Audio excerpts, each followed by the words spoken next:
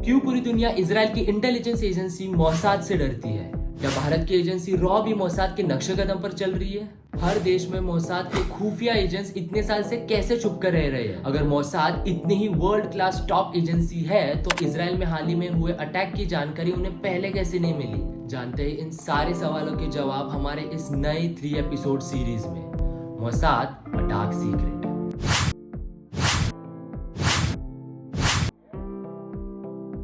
यह हमारी 3 एपिसोड की नई और पहली सीरीज है जिसमें हम वर्ल्ड टॉप एजेंसी मोसाद के बारे में जानेंगे। तो हाय, हेलो, नमस्कार, मैं हूं साहिल पवार और बिना किसी हिचकिचाहट शुरू करते हैं हमारी ये नई सीरीज। पर हम इस सीरीज में आखिर जानेंगे क्या? तो चलिए जानते हैं पॉइंटर्स की मदद से। आज के एपिसोड में हम जानेंगे कि आखिर मोसाद है क्या, ये एजेंसी चलती कैसी है, क्यों इसे दुनिया की खूंखार एजेंसी में से एक माना जाता है, और फिर हम जानेंगे मोसाद का ऑर्गेनाइजेशन स्ट्रक्चर। एपिसोड 2 में हम और करीब से जानेंगे मोसाद के टॉप नॉच मिशन जो आपको हैरान कर देंगे, और इन्हीं सक्सेसफुल मिशन के ऊपर बनी हुई कुछ फिल्में। और आखिरी तीसरे एपिसोड में हम जानेंगे क्यों इजराइल पर हुए रिसेंट हमलों की भनक मोसाद को नहीं लगी, और कई सारे इंटरेस्टिंग फैक्ट्स। तो चला शुरू करिए।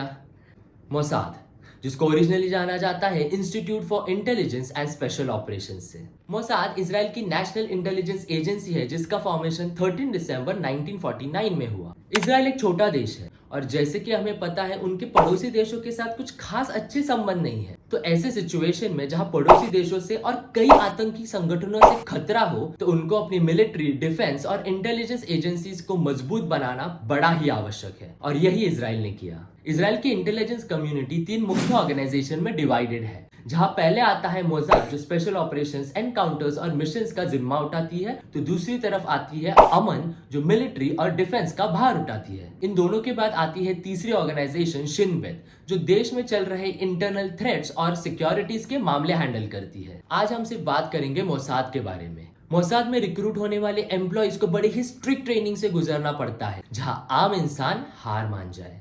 उनका एक ही मिशन है, देश के दुश्मन और टेररिज्म को खत्म करना बिना कोई सबूत।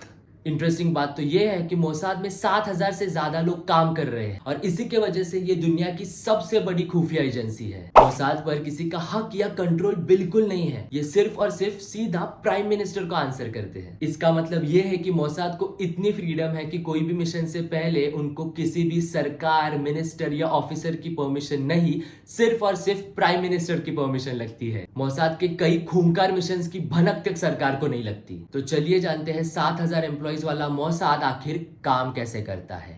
Organisation structure of Mossad.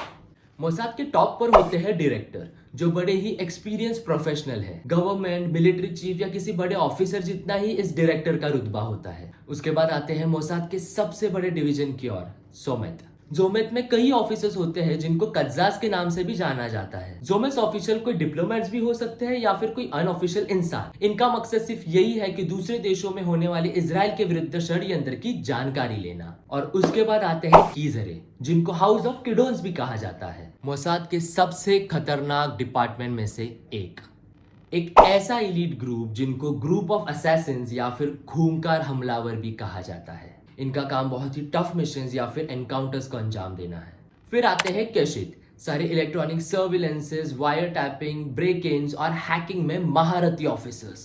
केशित के बाद एक स्पेशल यूनिट है, मेत्सदा। इनको हमने अक्सर मूवीज में ब्लैक कपड़े पहनकर टफ मिशन सक्सेसफुली हैंडल करते हुए देखा है। कॉम्बैटेंट्स के ऐसे स्पेशल यूनिट जो missions, encounters, hijacking, high profile terrorism के केसेस हैंडल करती है। मेत्सदा के कई केसेस बहुत फेमस है और उनके ऊपर कई मूवीज आई भी है जो हम एपिसोड 2 में कवर करेंगे। अब आते हैं आखिरी स्पेशल कैटेगरी के ऊपर, सयानिम्स। खतरनाक, खूंखार, द साइलेंट एजेंट्स। ये कुछ ऐसे लोग हैं जो अलग अलग देशों में रहकर मोसाद की मदद कर रहे हैं उनके देश के प्रति प्यार के लिए। कोई भी दूसरे देश में मिशन के लिए ये मोसाद को ट्रांसपोर्ट और लॉजिस्टिक प्रोवाइड करते हैं। उदाहरण के लिए कोई भी संयम एक मोसाद एजेंट को कार रेंट करने के लिए मदद कर सकते हैं विदाउट एनी डॉक्यूमेंटेशन। सयानिम के पास दोनों देशों की सिटीजनशिप होती तो है पर कई बार उन्हें इजराइल का सिटीजन माना नहीं जाता। अकॉर्डिंग टू गॉर्डन थॉमस 1998 के डेटा के अनुसार ब्रिटेन में 4,000 और यूएसए में 16,000 से ज्यादा सयानिम मौजूद है।